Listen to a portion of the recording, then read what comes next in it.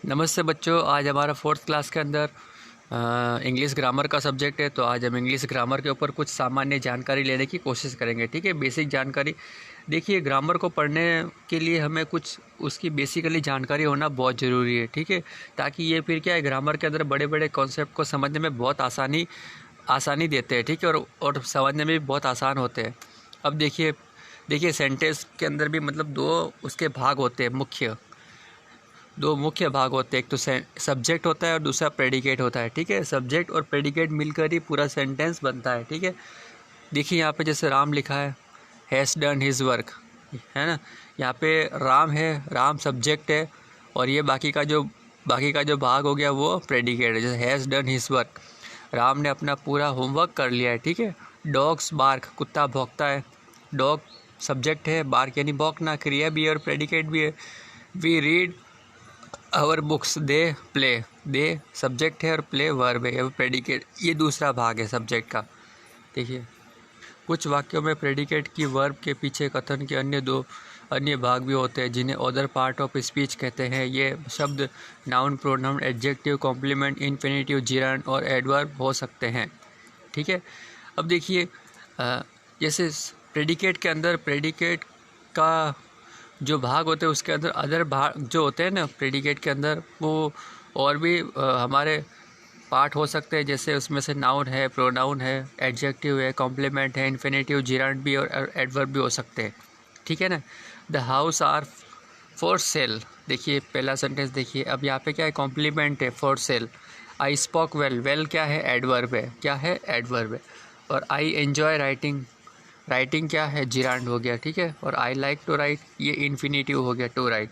यानी हम कह सकते हैं कि जो हमारा प्रेडिकेट है वो उसमें बहुत सारे तत्व हो सकते हैं। जैसे नाउन है, प्रोनाउन है, ये सब हमारे फ्रेसेस वर्ब है। ठीक है, फिर आगे देखिए, जो शब्द प्रेडिकेट की विशेषता प्रकट कर रहे हैं उसे एक्सटेंशन और प्रेडिकेट कहलाते हैं। उन्हें एडवर्बियल एडजेक्टिव भी कहते हैं। जैसे read this book again and again क्या है, एलर्जीमेंट प्रेडिकेट है, क्या है, एलर्जीमेंट प्रेडिकेट है।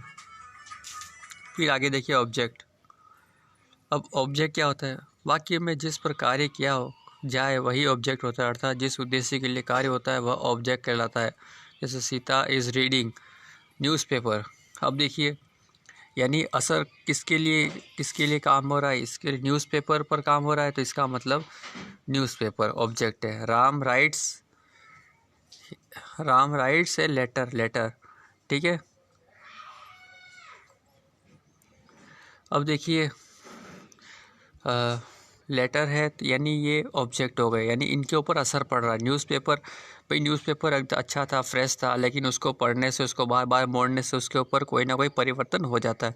और लेटर, वो पत्र लिख रहा है तो लेटर पेज खाली है, लेकिन उसके ऊपर लिखते लिखते वो भर जाता है। ठीक है, देखिए आगे पे, यहाँ पे देखिए, जो शब्द या शब्दों का समूह ऑब्जेक्ट के अर्थ में विशेषता प्रकट करे वे एलर्जीमेंट ऑफ ऑब्जेक्ट कहलाता है। जैसे उपरोक्त दोनों वाक्यों में ए एलर्जीमेंट ऑफ ऑब्जेक्ट है।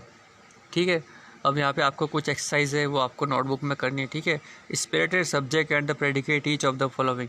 इन सब 10 सेंटेंस में आपको सब्जेक्ट और प्रेडिकेट अलग करना है। ठीक है, और इसमें भी आपको सब्जेक्ट और वर्ब प्रेडिकेट अलग करनी है, यानी बस आपको नोटबुक में ये दोनों एक्सरसाइज करनी है। ठीक है, तो आप लोग फटाफट अपना होमवर्क कंप्लीट करके मुझे भेज देना है, और ऊपर का ये पेज पूरा लिखना है ताकि थोड़ा समझ में आ जाए आपको सब्जेक्ट और वर्ब के बारे में यहाँ से यहाँ तक।